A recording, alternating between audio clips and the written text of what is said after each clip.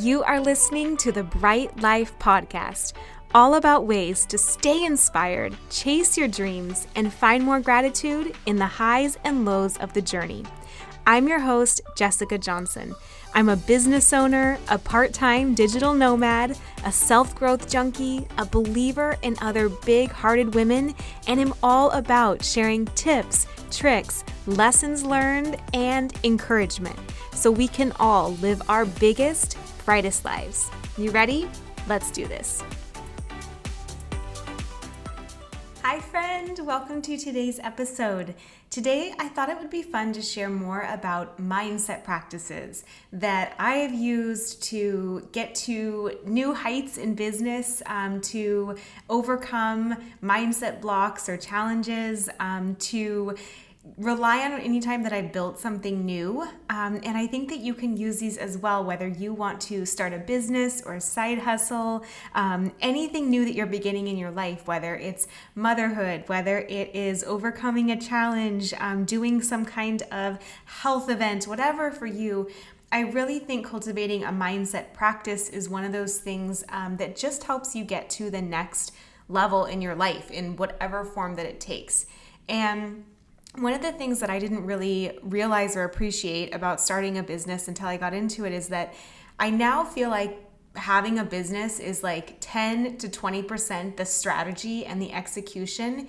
And honestly, the majority of it for me has been the mindset side. Like it's almost this spiritual journey of sorts of recognizing what your blocks are, what your limitations are, the thoughts you didn't realize are like hanging out in the back of your mind or taking root or pulling you back from going for your dreams or being confident or thinking you can have things or thinking you deserve things or thinking you're worthy enough to put yourself out there. Like there's just so much stuff that comes up that I think that's what I've honestly gotten out of running a business more than anything, and that I did not realize years ago starting one that would be there with it. And so I'm going to share some of the practices that I've cultivated that have really helped me and that make the biggest difference when I'm consistent with doing them. And I'm not always perfect with them, but I'm going to share what has actually worked for me to integrate these, to make them a routine, and then ways that they don't have to feel like things that you are adding as much, but actually just integrate in with your life.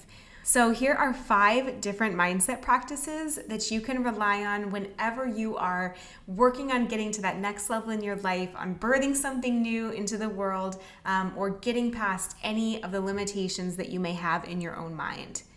The first one that I would say is journaling, and it's kind of a cliche, right? I mean, I know journaling probably tops every little mindset self-development list, but I do think that it's for a reason, and I want to share this new technique that I've used that's made the biggest difference. And honestly, every time I do it, I feel so relaxed, so peaceful. So what I used to do with journaling is I used to simply just free write. And it's kind of fun to look back and see all the stages of my business, just like writing out what is in the back of my head or what I'm afraid of or what I'm working through or what's just not clicking.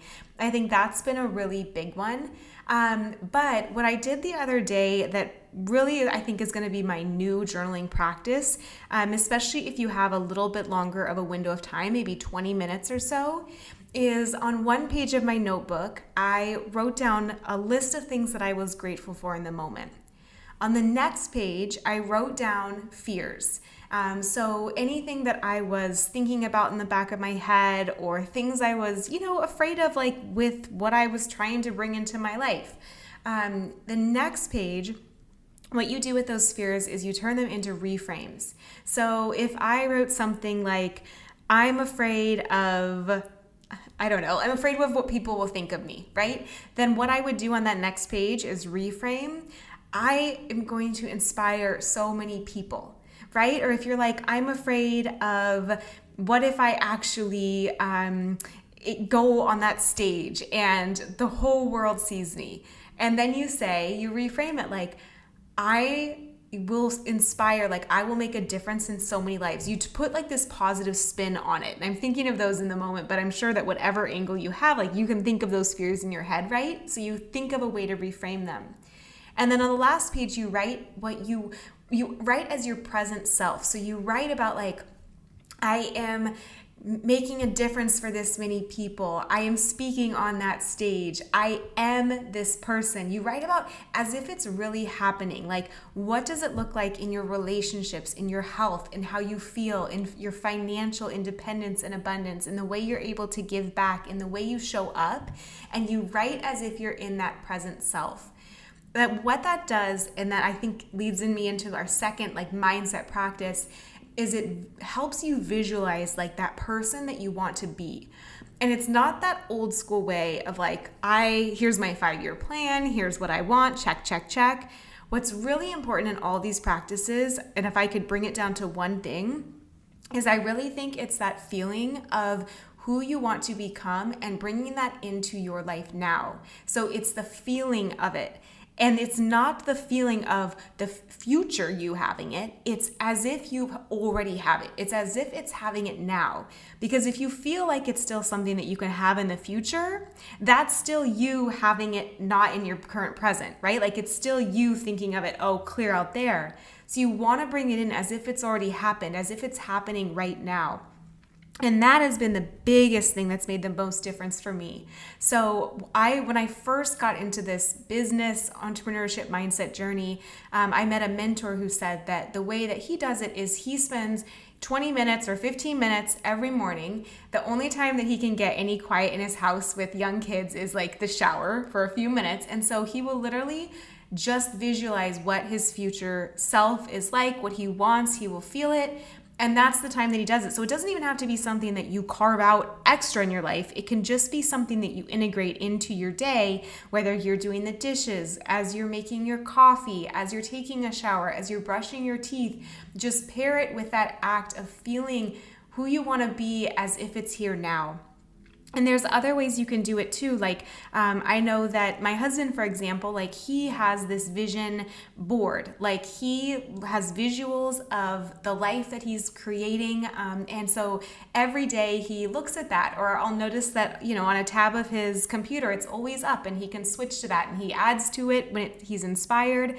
Another thing that I've done is called a mind movie, where it's like the vision board, but just on another level with like music. So I pull in all the images that inspire me, that are what I want to be, what I want to create in my life. And then I add it to a song that inspires me. And I do this really roughly, like in iMovie. I'm no video editor or anything like that, but you can be dangerous with a few tools. And I'll watch that. And there's just something about like the music that inspires you and seeing the images. It literally brings me to tears sometimes. But that's kind of what you want, because if you feel that swell of emotions, that means that visualization, you're truly locking that in and you're programming your body and your cells and your mind to know what that feeling is like and to feel comfortable with it. And all of a sudden that becomes your default state. So over time, you become closer and closer to that vision and that future self, even now. And all of a sudden, your brain starts to look for opportunities that feel similar to that, or it starts to see connections. It's almost like once you decide that you want to buy a Prius, you see the Prius everywhere. It's kind of that same thing of like, you're telling your brain and body what you want it to look for and what you want it to pick up on out of all the things in your environment, out of all the opportunities, all the options it could select. You're starting to train it and direct it in how you want it to work for you. So that visualization is another one that I use a lot. And it doesn't have to be this thing that you set aside time for, as much as just making sure that in your day, you're in the feeling of what you want as if it's here now. And one of the first times that I really practiced this without even knowing I was practicing it is when I was getting ready to move to New York. And so this is, I was 25. I'd never read anything about this, but I had this vision of moving to New York, and I chose the date of December 1st, a few months prior. That was going to be the day where I would have the job offer lined up. And so I put December 1st in big blue letters on a paper on my fridge, and I looked at that every day. And I put pictures of New York all around my apartment. And I would listen at work. I would play songs about New York, like Alicia Keys, JC, and I would feel the feeling literally all day long of what it would be like to live in New York. And when I would fall asleep, I would picture myself like falling asleep in that apartment in New York. And I literally started to feel as if I was there. I was so inspired. And sure enough, by December 1st, a little bit in advance, actually, like I had gotten my job offer. I had started that process. I was ready to move, and I got my place in New York. And I really truly think I didn't even know what I was doing then, but I think there was a part of me that knew subconsciously that there was something to that. And I've done that again, even before I really got into mindset work or, entrepreneurship or business. I mean, even just in cultivating like a relationship that I wanted. Like I really used to practice just being in that feeling of how a healthy relationship would feel. And I would have breakups and be so sad, but I would drive to work, in my 45-minute commute, and I would listen to songs that put me in the feeling of how I would feel one day in that relationship.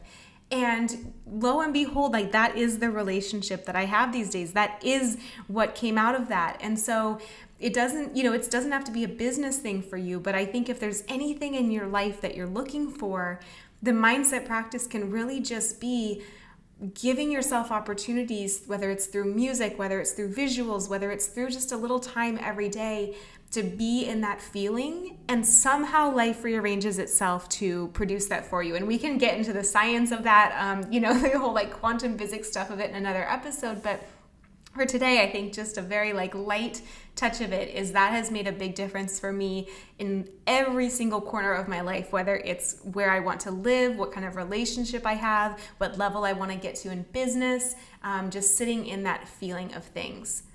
Another way that you can do that is through meditation. And so I have used meditation for that as well, where there's two ways. One is like the sitting one, where you sit in gratitude and in that feeling. And there's a bazillion health benefits that have been studied and proven with meditation. But I think even just from an inspirational, like visualization perspective, like the world's top athletes use, like rehearsing in your mind what you're going for and what that's going to be like, and building those neural pathways can be so impactful. I get so inspired about this stuff. I love talking about this, so I'm getting all like fired up. But another way is even through walking. So I have a good friend in business who won't do necessarily the sitting meditations as much, but she walks. And every day before her day, she goes on the beach, and she literally will be there like crying basically with tears coming down her face as she's walking and listening to this meditation, visualizing what she wants out of life and where she imagines her future self to be. And this stuff can just be so moving. And it can also show you what comes up, like, again, what those fears are, what those limiting beliefs are, what the thoughts are that say, oh yeah, but you can't have that. Oh yeah, that's for someone else, not you. Oh, what will people say about that? And that's where it gives you something to work with and play with. But if you can start to get past that stuff and just get into the feeling of what you want and what you're building, it really moves you and becomes so inspiring. So those are some other ideas where it's that journaling, it's that visualization, it's the meditation. I think another big one is gratitude. And gratitude's woven throughout all of these, right? But just the feeling like thankful, one, for what you have coming to you as if it's there now, but then two, just like all the little things in your life that you can notice. And the thing I love about gratitude is once you start thinking in that way, it becomes this natural flow of more ideas. So sometimes in the morning, it's the little things. It's like, I'm thankful that I wake up in my own big bed. I'm thankful that I'm warm. I'm thankful that I have my hot tea that I get to make, or my lemon water. I'm thankful that I have water. I'm thankful I live in a place where that's easy to access. And just see, I can already start to think of so many things, then one little thing leads to another. And the amazing thing about gratitude is it's one of like the highest emotional states you can feel. So it's, again, one of those amazing feelings that it puts your body into this relaxed, reduced stress response kind of state. And gratitude is a sign that you already have the thing, right? Like you wouldn't feel gratitude if you didn't already have something. So you can use it for even your future desires, where I'm thankful my business has this or that, right? Like I'm thankful that I am making a difference. I'm thankful I have a published best-selling book. I'm thankful that my podcast is reaching millions of people. And you can maybe even hear in my voice like how good that feels to me, how exciting that feels to me. But that gratitude, again, like gets you used to that feeling, and really I think is just an amazing way to go through life. There's a book on this called The Magic, which is a great one about just gratitude and gives you daily practices to feel more into that if you would like as well. Another thing that I have really made a practice of is just like learning. So just being in a state of listening to podcasts or books or learning from people who have done inspiring things, whether it's through documentaries, whether it's even on Instagram, like following people that inspire me, and you just get so much out of that. And I love to see, I keep a list every year of books that I've read. And I didn't realize when I started doing this, but now I actually really love looking backwards and seeing year to year from my start of my entrepreneurial journey until today, how each year there's been an evolution in the books that I've read. You know, I can see what I was struggling with some years. I can see what I was inspired by or curious about some years. And it's not always this personal development thing, but it's just fun to see like what you're working through year to year. And that's just because I spend so much time using books and podcasts and documentaries, things like that, as a mindset practice. Another big thing, and I think this is maybe the last one I'll touch on today, is just affirmations. So affirmations kind of fall into a few of these categories, whether it's visualization or, getting over your blocks, things like that. But I even use this with my health clients when I was doing more one-on-one coaching, and that was even just like what's something that you want but you have a hard time with? Can you make a positive reframe or a statement around that? So for example, if with my health clients, it would be like, if they couldn't believe that they were an athletic person, it was almost making that affirmation around, I am an athlete. Fitness is part of my life. I feel so good when I move my body every day. And at first you have a hard time believing these things. Like at first they're like, yeah, I'll say that, but it's not really true. Like we both know that. But what happens is, just like the visualization, just like the gratitude, once you start to actually say that or write it over and over again, over time you do start to believe that about yourself. And that's when the crazy stuff starts happening. So all of a sudden, that is a belief you have, and that belief leads to different actions, and different actions lead to different results. So you can try these affirmations with whatever it is in your life, whether it's in business, whether it's in relationships, whether it's with health, whether it's with making financially abundant things. I don't know, I'm going to say it smoothly, but affirmations can really work and help rewire those different neural pathways and beliefs. And then beliefs change the actions that you take, and the actions change the results that you get. All right? So this can sound like a lot, like, oh my gosh, there's 6 different things here. Where do I even begin with any of them? But what I've really learned and what I try and remember is like, it's not always about doing more, but it's really about the being or the space between the doing. So the mindset practices are not about just adding another checklist of things you have to do to your life. They're about the spaces between the doing. It can be that shower where you pair a shower with the amazing feeling of how you want to feel at your best that day. It can be on the drive when instead of thinking about the breakup, you're thinking about the relationship that you want to have as if it's here now. It can be the moments where instead of just like watching the TV or having that stress response, you connect to your breath for 5 breaths, or you just slow down and you be with yourself. I really think that's what the journaling is. That's what the gratitude is. That's what the visualization is, or the meditation is. It's almost just that slow down and checking in with your spirit and yourself. And I truly think that's why business or entrepreneurship or anything challenging or anything you're birthing in your life is this spiritual journey, not religious, but spiritual, because it's connecting with spirit and it's connecting with who you really are and what you're really capable of. And I think that's what these mindset practices remind you of and help you return to. So that's this week's message. I hope there's an amazing nugget in there for you. If there is, please let me know on social media or however is most convenient for you to get in touch. But I'm grateful you're here and cannot wait to see what comes of this for you. Hope you have a wonderful rest of your week. Thank you so much for listening in. If you loved this episode, it would mean so much to me if you share it on Instagram stories and tag me so I can personally thank you for helping get the message out. I am so grateful to be on this journey with you. Until next time, talk to you soon.